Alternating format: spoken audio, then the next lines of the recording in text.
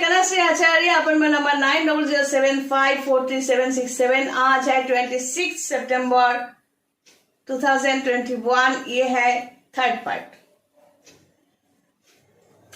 शुरू में मैं कह दूं, अगर ये वीडियो अचानक आपके हाथ लग गए और मैं पसंद आती हूँ आपको, तो क्या करना है, आपको फेसबुक में जाके फॉलो करना है, क्योंकि यूट्यूब में जो वीडियोस दिए जाते हैं उसका लिंक, लास्ट अपडेटेड वीडियोस का लिंक फेसबुक में दिया जाता है, ताकि आसानी से किसी को ये लास्ट वीडियो मिल जाए। तो ये वीडियोस जो है, ये एक सवाल किसी ने किया था कि अगर आप अच्छे ज्योतिषी या तांत्रिक हो तो आपको नेट पे आने की जरूरत क्या है, यूट्यूब में आने की जरूरत क्या है, क्या ये बिजनेस है, एड है, वगैरह वगैरह। तो सोचो वो सब लेकर थोड़ा एक्सप्लेन करने की कोशिश करती हूँ। साधु संत का मतलब क्या होता है? साधु संत में तो कई भाग है।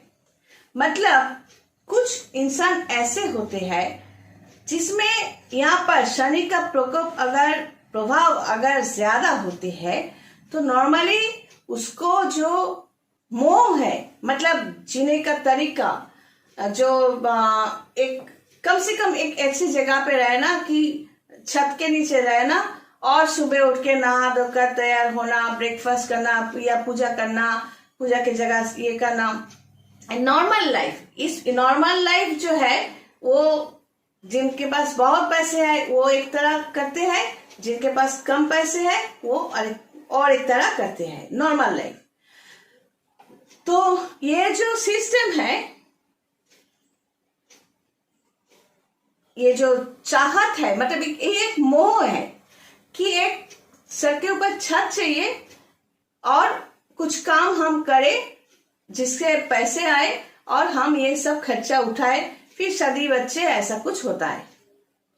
जिसके मन में ये नहीं होता, ये आकर्षण जो है ये संसार के प्रति, तो उसे संत कहा जाता है। ये नॉर्मल चिंता है, थॉट है।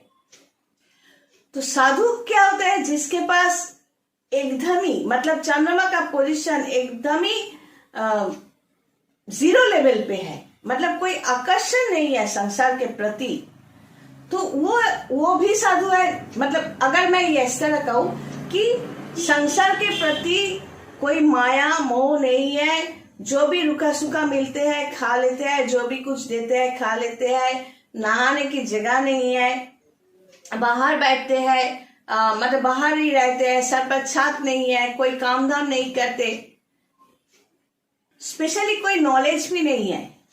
तो इस तरह का प्रोफाइल हम क्रिएट करें तो ये भी सोचना पड़ेगा, एक साधु जो मंदिर के बाहर बैठे हुए है, टीका वीका लगा के, रुद्राक्ष माला पहन के ऐसे ही बैठा हुआ है, तो ये प्रोफाइल जो हमने बनाया, ये एक साधु भी हो सकता है और एक भिखारी या पागल भी हो सकता है।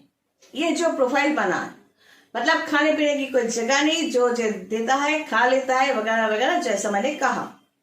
तो ये प्रोफाइल एक साधु जिसका इस तरह दाढ़ी वगैरह है वो भी हो सकता है, या एक भिखारी या पागल भी हो सकता है।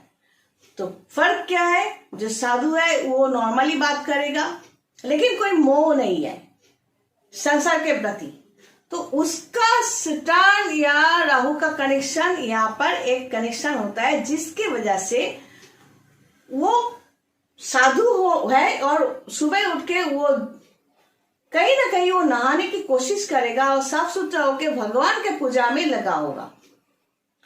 लेकिन भगवान का, अच्छा वो नॉलेज की बात बाद में कर रही हूँ, लेकिन जो भिखारी है उसको नहाने की या भगवान का पूजा करने की जो इच्छा है वो नहीं होगा।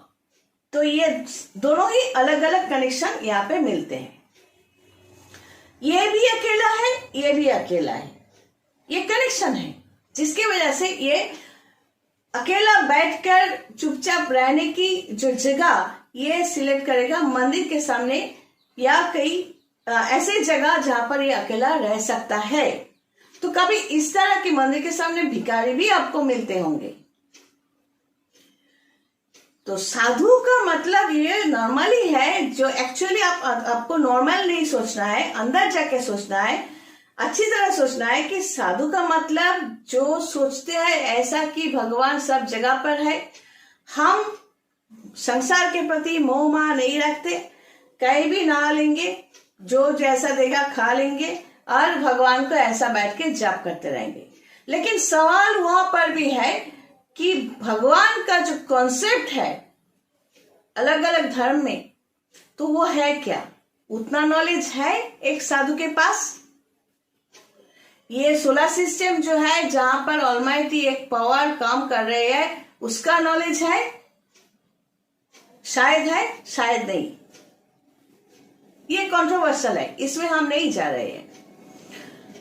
तो जिसका मोह नहीं है वो सब कुछ छोड़ के ही साधु बनेंगे।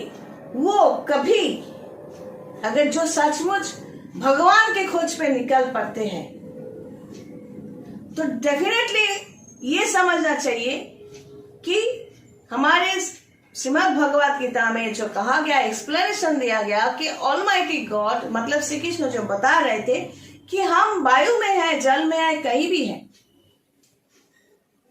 इसका मतलब सिर्फ मूर्ति में तो भगवान नहीं हो सकते, सिर्फ किसी स्थान पर, जैसे कि तारापीठ का, कालीघाट, कामाख्या, त्र्यंबकेश्वर, राजपाल, कहीं भी किसी स्पेशल स्थान पर भगवान नहीं है। भगवान ऑलमाइटी है और हर जगह पे है।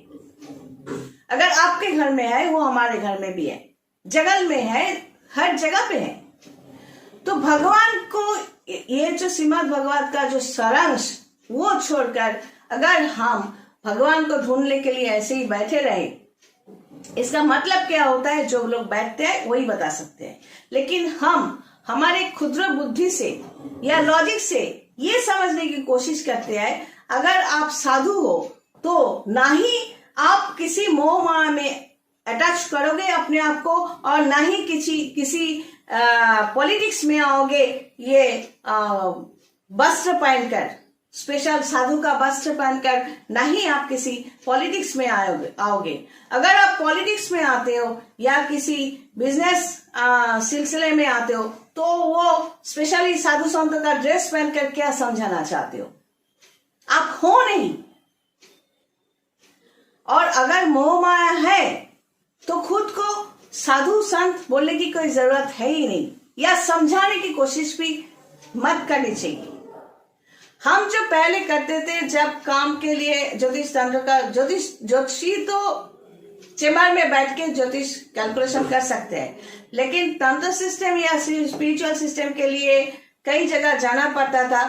तब काम के समय पे हमें रुद्राक्ष माला या क्रिस्टल माला पहनना बहुत ही जरूरी होता है, त्रिशूल रखना भी जरूरी होता है।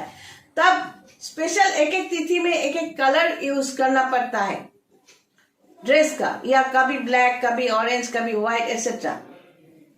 टीका भी उस तरह की लगाना पड़ता है। तो वहां से जब हम चेम्बर आते थे, तब क्या होता था, तब वो ड्रेस पहन के मैं पहले वीडियो करती थी।